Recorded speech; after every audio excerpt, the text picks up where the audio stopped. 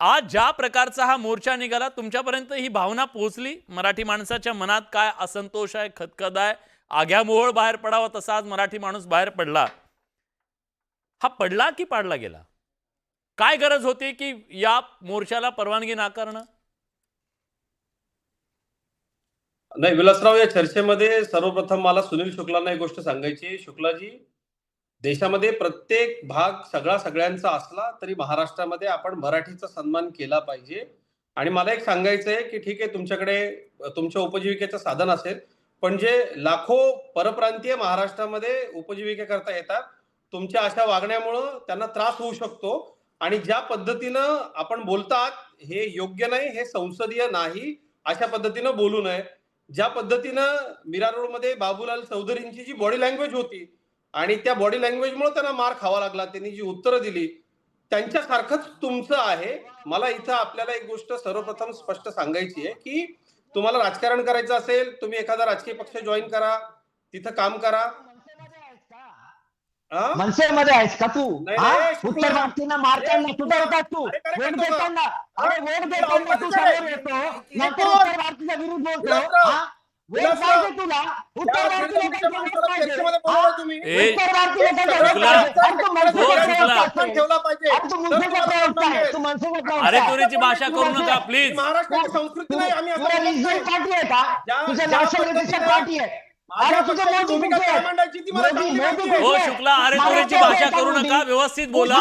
पावडे म्हणून तुम्हाला बोलवलंय, तुमचा सन्मान ठेवतोय. तुम्हाला चिकून नको, तुझ्या अध्यक्षाला जाऊन बोल. तुझ्या अध्यक्षाला जाऊन बोल.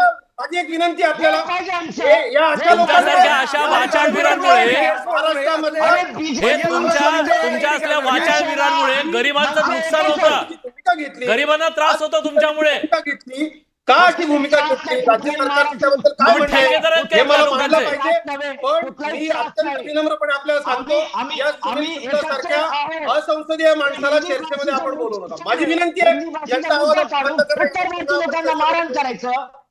महाराष्ट्राच्या एकूण प्रगतीमध्ये गुजराती, उत्तर भारतीय, बिहारी सर्वच राज्यामधल्या जे उत्तम मराठी बोलतात त्या माणसांचं योगदान आहे. ही असली घाणेरडी माणसं जेव्हापासून महाराष्ट्रात यायला लागली ना, तेव्हापासून असं लोक बिघडायला लागले. मनसेमध्ये जाणार आहे, मला माहित आहे. मी तू मनसेमध्ये तुला तिकीट मिळणार आहे. अरे कुठल्याही पक्षात जा. तिकीट मिळणार आहे म्हणून तुम्ही तो सांगू बोलतो. नका. वोट देताना हात जोडून येतो. आमचे अनेक महनीय वोट देताना हात जोडून येतो. भैया वोट देना, भैया उत्तर वोट देना. प्रसिद्धी पाहिजे, मार खाऊन बाकी काही नाही. सिक्युरिटी पाहिजे का? हो शुक्ला, सिक्युरिटी हो शुक्ला, सिक्युरिटी पाहिजे का? कशासाठी करताय तुम्ही हे? चमकायचंय का? चर्चेत चालू आहे ना आपण. आम्ही सगळे मराठी ऐकतो. कोणालाही मारणार नाही, ऐकणार नाही. अरे ते लक्षात ठेव, आपण बोलतो का? आपण नीट ठीक आहे, बोला, ठीक संसदीय बोला. आहे. मी महत्व देणार नाही त्या बरोबर माणसाला नाही. फार. आपल्या सोबत बोलायला आता देऊ नका. अतुल लोंढे. अतुलजी, विलासरावजी, हा प्लीज मला तुमच्या प्रश्नाचं उत्तर द्या प्लीज. आज गरज नव्हती. तुम्ही एका बाजूला परप्रांतीयच्या मोर्चाला परवानगी देता, दुसऱ्या बाजूला मात्र मराठी मोर्चाला परवानगी देत नाही. का मराठी माणसाचं पित्त खळवणार नाही सांगा ना. विलासरावजी, परप्रांतीयांच्या मोर्चाला सुद्धा परवानगी नव्हती. मी वरिष्ठ सर्व पोलीस अधिकाऱ्यांशी बोललो. अगदी तिथं जे फील्डवरती होते त्या अधिकाऱ्यांशी माझा सातत्यानं संपर्क सुरू होता. 1000 व्यापाऱ्यांवरती गुन्हे दाखल केलेले आहेत हा मोर्चा काढला म्हणून. आणि मोर्चाला काय, सभेला सुद्धा परवानगी द्यायची नाही असं पोलीस आयुक्तांचं अजिबात म्हणणं नव्हतं. परंतु एक गोष्ट आपण लक्षात घ्या, हे जे आता इथं बसलेत ना शुक्लाजी, नुसतं आकांड तांडव करतायत. या मोर्चामध्ये दुर्दैवानं एखादी घटना घडली असती जिथे गुजराती, मारवाडी, परप्रांतीय समाजाची दुकानं आहेत, जिथूनच आम्ही जाऊ असा आग्रह होता.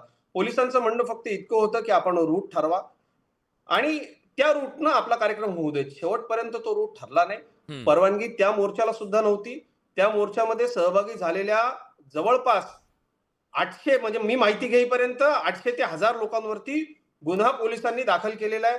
त्या लोकांनी या सगळ्या विषयावरती 4 मराठीमध्ये, शुद्ध मराठीत माफीची पत्र पोलिसांकडे दिली की आमच्यामुळं आमचा मराठीचा कुठल्याही पद्धतीने अपमान करण्याचा हेतू नव्हता. त्या व्यक्तीला ज्याला मारलं त्याच्या विरोधामध्ये तो मोर्चा होता. पण मी हे सुद्धा सांगतो, त्या व्यक्तीचं वागणं, त्याची बॉडी लँग्वेज अजिबात नीट नव्हती. आपण जर नीट संवाद साधला तर असे प्रश्न उद्भवत नाहीत, हे खरं आहे.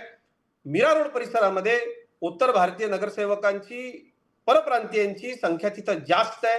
आणि ज्या पद्धतीनं ते एकूण ते सगळं जे घडलं हा त्यानंतर हिंसक प्रतिक्रिया येऊ नये म्हणून पोलिसांनी सातत्यानं खबरदारी घेतली. ठीक आहे. त्यानंतर ज्या वेळेला मोर्चा होईल हा हे पोलिसांना माहिती होतं, परंतु त्या ठिकाणी पोलिसांची अधिक कुमक येऊन त्या ठिकाणी कायदा सुव्यवस्था राहावी याची खातरजमा झाल्यानंतर पोलिसांनी कोणालाही तिथं अडवलं नाही, माध्यमांशी बोलताना अडवलं नाही. जे सुरुवातीला आपलं तिथं जे घडलं त्या संदर्भामध्ये पोलिसांची बाजू वारंवार इतकीच आहे की त्याही मोर्चाला परवानगी नव्हती, याही मोर्चाला परवानगी नव्हती. पोलीस सभेलाही परवानगी द्यायला तयार होते, मोर्चालाही द्यायला तयार होते. फक्त रूट तो नसावा. आपल्याला माहिती आहे तिथं मीरा रोडच्या रेल्वे स्थानकावरती संध्याकाळी नेमकी काय परिस्थिती असते. आणि माझी या सगळ्यामध्ये माझं संदीपजींना तुमचं म्हणणं पटत नाही. संदीपजींना तुमचं म्हणणं पटत नाही. अजितराव, विषय बोला, असा बोला, होता, बोला. काल आम्ही पोलिसांशी सातत्याने चर्चा करत होतो. आमचे जिल्हाध्यक्ष अविनाश जाधव चर्चा करत होते. आमचं त्यांना म्हणणं असं होतं की ठीक आहे, तुम्ही जे म्हणता इकडनं चालू करू नका, यालाही आम्ही मान्यता दिली होती. पण आमचं म्हणणं होतं की आम्हाला जो मोर्चा काढायचा तो मीरा रोड शहरामध्ये काढायचा आहे. आणि पोलिसांचं असं म्हणणं होतं की हा मोर्चा तुम्ही घोडबंदर रोडला काढा. आता मला सांगा, नाही. घटना मीरा रोडमध्ये घडली आणि घोडबंदर रोडला उद्या तुम्ही सांगाल कणकवलीला मोर्चा काढा. मी असं नाही हेही होत पोलीस ना. आयुक्तांना जिथे विचारलं. घटना घडली आहे त्या अजितराव. शहरामध्ये मोर्चा काढला पाहिजे. तो शहर सोडून तुम्ही सांगाल आम्हाला ठाण्याला तुम्ही घोडबंदर रोडला मोर्चा काढा, तर ते नाही, कसं नाही, शक्य नाही. होतं? याचाच नाही. अर्थ पोलिसांना परवानगी द्यायची नव्हती, पण काहीतरी कारण दाखवायचं होतं म्हणून त्यांना माहिती होतं की घोडबंदर रोड आम्ही ऍक्सेप्ट नाही करणार, म्हणून ते सातत्याने घोडबंदर रोड करत होते. आता मला सभेचा सांगा, विषय ज्या वेळेला सभेचा विषय आल्यानंतर स्थान सुचवायला सांगितलं. मोर्चाचा फक्त रूट सांगा. एकीकरण समितीच्या आणि तिथल्या स्थानिक सर्व पक्षीय जे मोर्चामध्ये सहभागी होणार होते अजितराव त्यांना शेवटपर्यंत रूट फायनल करता आलं नाही, अजितराव असं एका पोलिसांचं प्रश्नाचं म्हणणं उत्तर आहे. देता प्लीज. एका प्रश्नाचं उत्तर द्या. जी आज मोर्चा निघणार होता पहाटे, मला वाटतं मध्यरात्री अविनाश जाधवांना उचललं 3 वाजता, 3:15 वाजता. 3:15 वाजता. आता जेव्हा परप्रांतीयने मोर्चा काढला, एक बातमी नाही, मला तरी दिसली नाही कधी कुणाला उचलला असेल रात्रीतून की उद्या मोर्चा काढणार आहेत आणि आज रात्री त्यांना उचललं. नाही, त्याचे उत्तर मी आपल्याला देतो. कायदा सुव्यवस्थेची परिस्थिती एक गोष्ट लक्षात घ्या. आता या मोर्चामध्ये दुर्दैवानं एखादी काही घटना घडली असती, त्याच्यामध्ये आपल्या भगिनी होत्या, वृद्ध मंडळी होती, आपली लहान मुलं होती, कोणी समाजकंटकांनी त्यात काही घडवलं असतं, नॅशनल मीडियावरती महाराष्ट्राची काय छबी दाखवण्यात आली असती.